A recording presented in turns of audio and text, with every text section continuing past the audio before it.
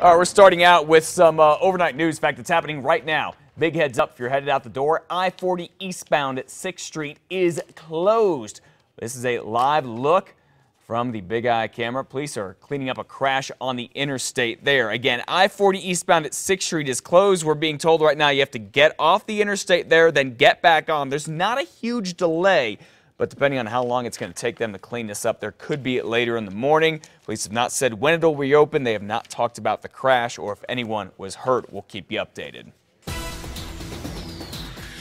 And now to some developing news at 5:01. A Circle K clerk is in the hospital right now. Police are on the hunt for two guys who got into a fight with that clerk.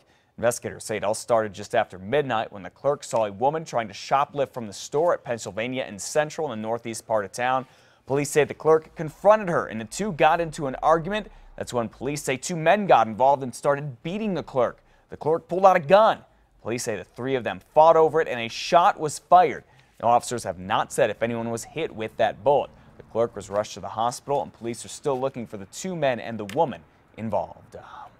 Well, the autopsy report on the homeless camper that Albuquerque police shot and killed earlier this year in the foothills is out this morning, and it confirms what video of the shooting had already showed us. That's right. The report indicates that he was shot as he turned away from police.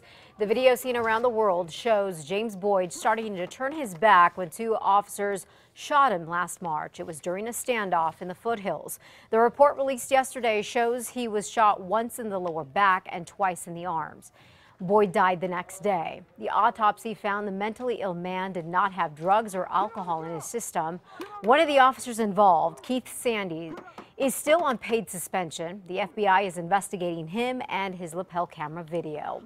The Albuquerque Police Union is speaking out about a group of Seattle officers that have filed a lawsuit after their department makes changes based on the Department of Justice investigation. Seattle officers claim the changes force them to put themselves at risk and the public at risk. They say it forces them to hesitate instead of using reasonable force. The Albuquerque Police Union Vice President tells us he hopes the DOJ and the city of Albuquerque pay close attention to what is happening in Seattle before forming new use of force policies here. I think that it's important for Albuquerque to take the failures of this particular use of force policy and ensure that they don't happen here as we're going through this same process. The union wants to be consulted on whatever changes are made in Albuquerque. The mayor of Grants speaks out on a suspicious death investigation from 4 years ago.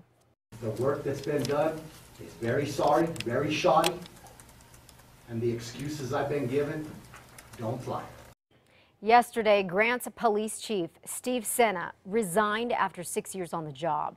The 2010 death of David Campbell is part of a series of controversies that the police department has been dealing with. Last year, officers voted no confidence in the police chief. A new search is now underway to hire a police chief.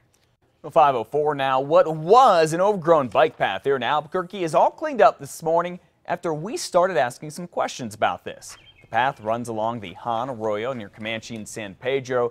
The area got a more than $3 million facelift just 3 years ago. But when we checked it out on Tuesday, take a look, we found weeds were running rampant. In one section, tangled vines were even creeping onto the bike path. And I'm afraid somebody's going to get hurt. A biker or somebody going over that, they're going to wipe out. And I don't want that to happen. Yeah, neither do I.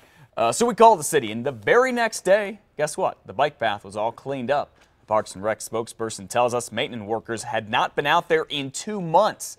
The city has just 19 workers during the summer to maintain more than 350 miles of trails and medians. Now, despite that, Parks and Rec says the lack of attention at the Han Arroyo was not a staffing issue, but really wouldn't say much more about it. Well, Veterans Affairs Secretary Eric Shinseki is expected to outline plans to fix the broken VA system in Washington today. Mr. Shinseki met privately with veterans groups and legislators yesterday. He is supposed to take results from his own review to the White House today. A preliminary report from the Inspector General confirms delays in care for veterans throughout the VA system. An appointment scheduler at the Hines VA Medical Center outside of Chicago says supervisors told workers to manipulate the computer records. They start telling us that we need to make the wait time 0 wait time to make it seem like, the patients didn't have to wait that long.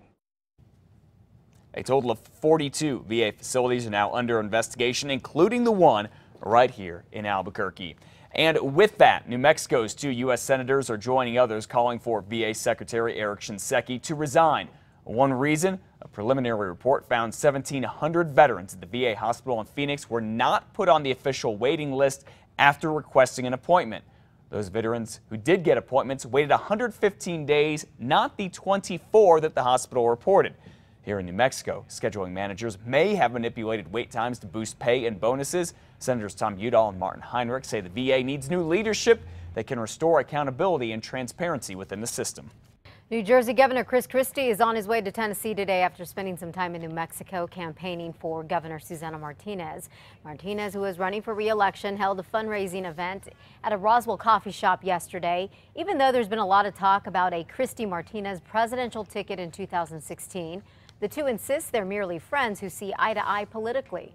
UNM political professor Tim Krebs says that the appearance could help Martinez's national profile, but says it could also backfire because of Governor Christie's bridge scandal.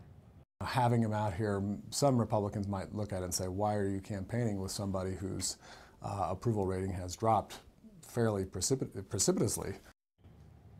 The primary election is next week. There are 5 Democrats vying to unseat Governor Martinez.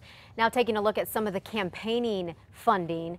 The latest finance reports show Democrat Alan Weber has more than $160 grand in the bank. Democrat Attorney General Gary King has raised almost $250,000 in the last 3 weeks. Most of that money, $200,000 to be exact, is a loan King gave his own campaign. Now Governor Martinez has raised the most money of all her challengers combined. Her campaign reported receiving more than $400,000, with more than $4 million in her campaign's piggy bank.